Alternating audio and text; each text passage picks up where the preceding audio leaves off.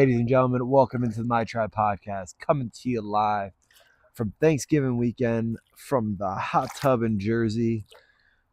Just super grateful to be here, and I'm super grateful to have the opportunity to, share this vulnerable message with you. And where my mind is going is on the last post that I made recently, and it was about how, if friends of or family members of myself all have a business. They're an entrepreneur. And if anybody that owns a business and they put a post on social media advertising their business with a call to action with whatever it may be. And I'm not sharing it. I'm not reposting it. I'm just liking it or just maybe just commenting on it. To me, that is a half-hearted way of support. I think that I want to make a valiant effort to move forward in a positive direction in terms of supporting when my people who are I consider to be part of my tribe put something out there. And I think this is something, it stemmed from a deep vulnerability of myself, of I would say vulnerability, but also appreciation for the people that have shared anything and everything that we've had with Isapalooza going on. I was blessed to see something come from nothing to 1,000 followers on Instagram. And yes, that is not a massive milestone in the realm of millions and so on and so forth, the followers that people have, but this is a amazing community that literally started like this because I was like, you know what, we're gonna do this and be just I guess I am very grateful for everyone that's ever shared any post. And truthfully, it's hard to forget those people that helped you out in the beginning, the people that have been with you since day one. And it's really important to me that I'm thanking you now if you're one of those people that have shared one of our posts and supported in any way possible.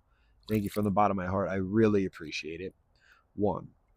Two, I think that if I'm not doing the same for other friends of mine's businesses, then I'm doing them a disservice. I'm doing myself and this concept of social media a disservice because what is the sense of participating if we're not going to support each other? What is the sense of not getting an extra 1,000 eyeballs on a friend of mine's product? Maybe 99% of the people that follow me don't need that product, but maybe just one.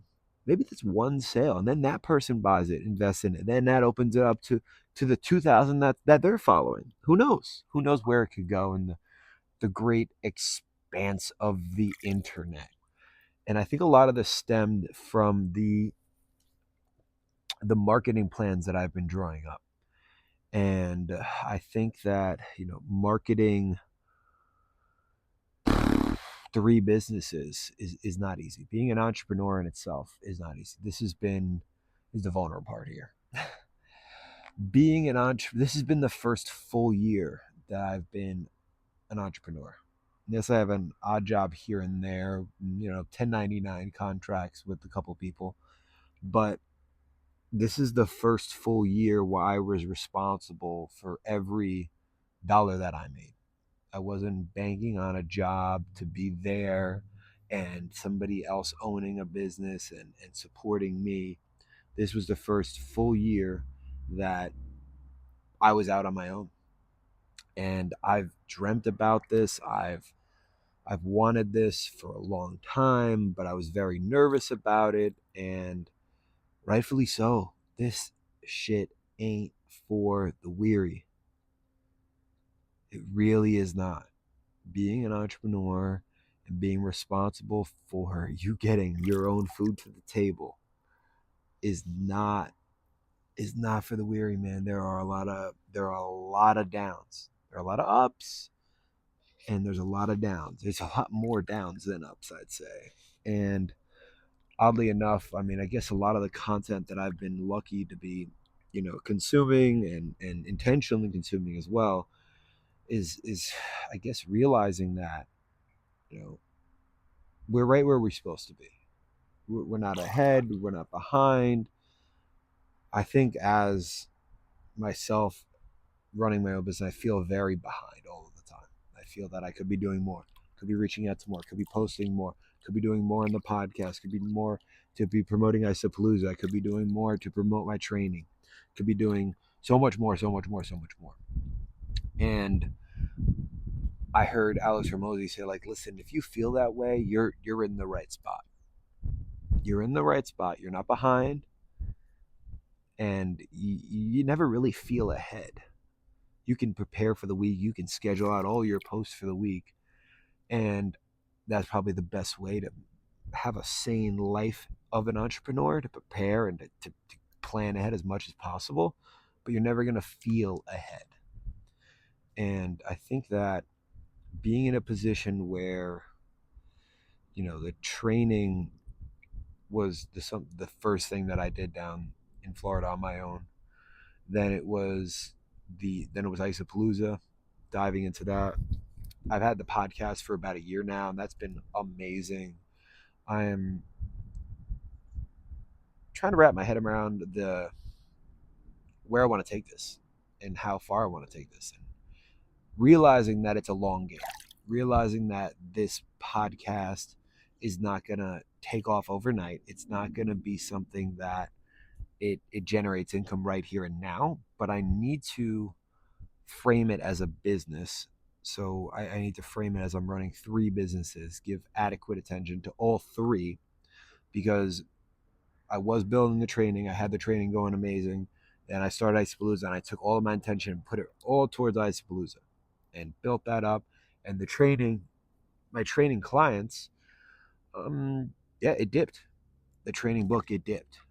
And then all of a sudden I was sitting there like, well, Isapalooza is going great, but the training is dipping. So what do I got to do? Holy crap. I need to sit down, reset, refocus, and dial back into what I know I need to do. And that was hard for me. It was very anxious and almost living, I don't want to say paycheck to paycheck, but contract to contract and dollar to dollar on a budget, stretching it thin. It's not something I ever really had to do. I was very blessed to have jobs my whole life. I worked the minute I could. I think I was in like eighth grade working for a construction company, and then worked for a plumbing company, and got paid pretty well along the way. And then worked in the buildings, ran residential buildings, was paid well doing that, and never had to pay rent when I worked in the buildings. So I never had to really stress for money, stress in the sense of like, wow, I gotta live on a budget by this dollar amount essentially. And this journey has blessed me with that stress. It's blessed me with the ability to realize like I can endure. I can be consistent and have faith. I think, speaking to the entrepreneur mindset, if I didn't have faith, if I was not grounded in my faith that everything was going to be okay, that God is looking over me, yeah, I wouldn't be able to make it. I don't think so. I really don't think that I'd be able to make it on my own. I'm gonna do this, and I'm gonna do all this. And I had a mentor recently tell me, work like it's up to you. Oh no, I had a re- I had a mentor recently tell me, pray like it's up to God, work like it's up to you. And that was very impactful. The sense of setting intentions, setting goals, and realizing, okay, this is what I need to accomplish. If I do X every day, it's going to add up to Y, and then we're going to reset.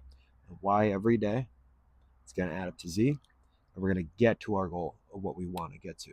Whether that be in the training book, filling the training book, whether that be in Isapalooza, filling that event to the best of its capacity and putting on the best event for my community, X every day. What do I got to do? What is that X that I have to do every single day to get me to that Y?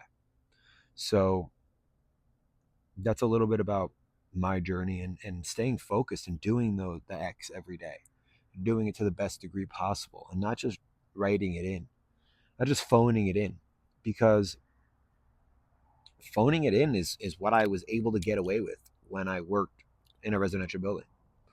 To be very honest, very vulnerable, phoning it in still got me paid. I still got paid at the end of the week if I phoned it in Monday, Tuesday, Wednesday, Thursday, Friday. If I phoned it in weeks at a time, we'd have an issue. I'd probably get fired. But if I phoned it in for a whole week, I just wanted to kick back, relax, and do nothing for a week, I could probably do that and take Friday off. That's just what my last career job allowed. And because of the knowledge that I had, because of the connections that I made, and all of the resources that I had, I was able to set it up where I could phone it in. And I think that's where it led me to this lack of fulfillment, knowing that I could do more than keeping a building standing, knowing that I wanted more. I didn't know what I wanted to do, but I had to go out and figure it out. And that actually leads me to where, I have a friend of mine that works a 9 to 5, but he doesn't just work 9 to 5. He is putting hours on the weekends studying.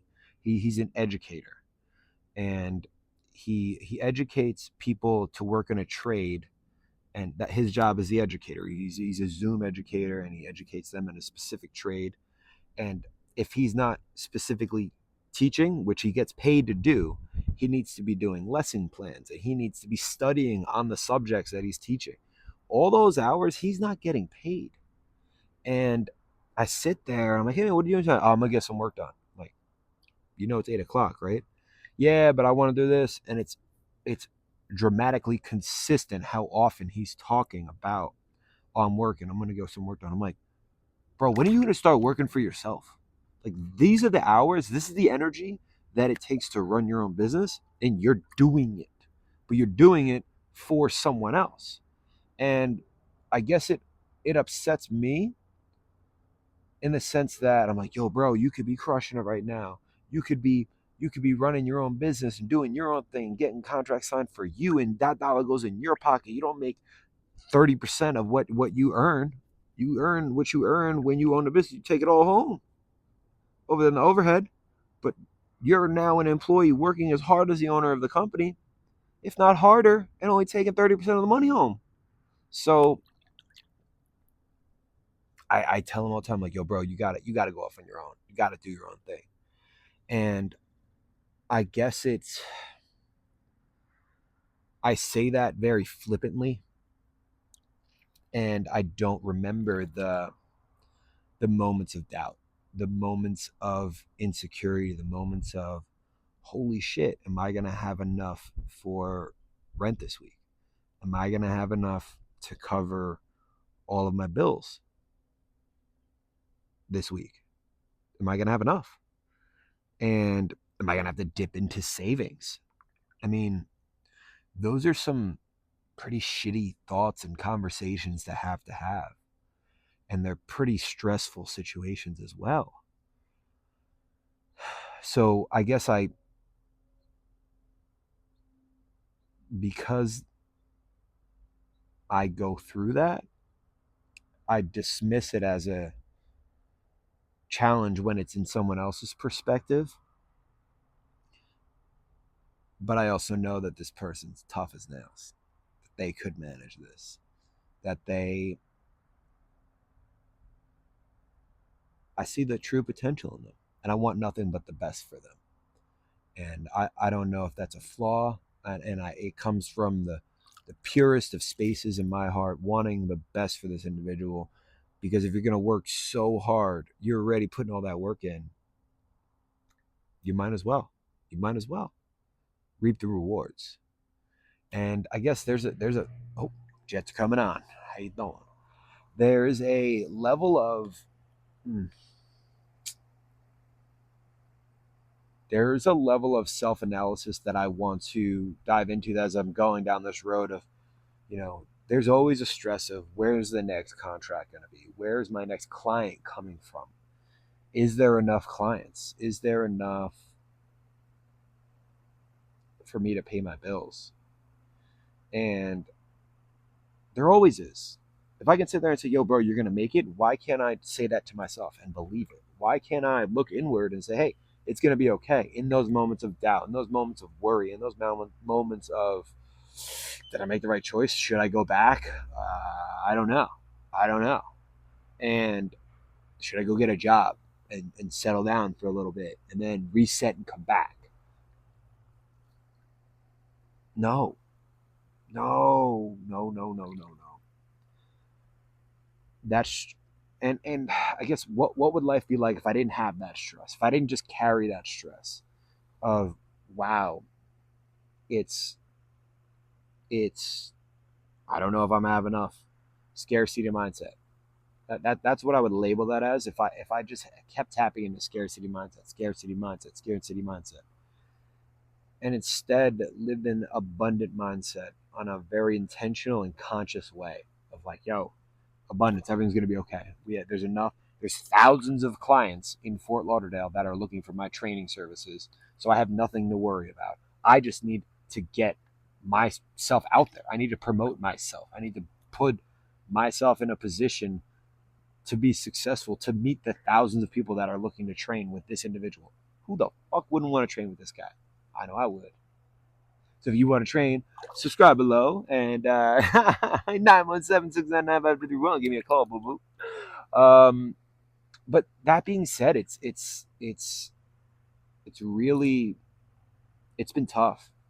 It's really been tough these last couple of months. I'll be very honest with you guys. It's been very tough, and I'm very grateful for that struggle. And I remember going through it when I was working for the roofing company, and there was that financial security was there, but the emotional security I was managing and figuring out. I had some lulls and there were some lows, and I'd call my boss and vent to him, and he'd be like a life coach helping me out. Shout out, Al, you're the man. And he would say every low is followed by a higher high, and I'm gonna leave it at that because it did. And the deeper the low, every time I hit it, it would always come back to a higher peak on the other side. It's almost like that heartbeat that drops and then goes up, and drops and then goes up, and drops and then goes back up. This is something that it's amazing. Every low brings a higher high. Thank you. Thanks for tuning in. I'll talk to y'all later. Peace. I'm doing a fucking podcast in your hot tub, motherfucker. Come here. Crocodile motherfucking Dundee. Come on this side. Oh, you a pussy? Come on this side, pussy. What do you got to say to the people? You got to be over here. Come on over here. Oh, I'm a bitch ass motherfucker. I'm a bitch. The mic's over here, bitch. The mic's over here. You got to speak into the mic, bitch. We got work to do with this motherfucker taking a hot tub. You got work. You got to speak into the mic. Pussy. Oh no, he's about to do something stupid. He's putting his phone away. He's gonna do something fucking stupid. I told you he's gonna do something stupid. Hit it on. You ain't spraying me with that fucking hose. Well, that was a bonus to the to the podcast here, the organic of life in Jersey. Life is beautiful. God bless. Thanks for tuning in. That's a minor interaction between me and my dad. I hope y'all enjoyed it. No, this one ain't for the kids. Signing out, son.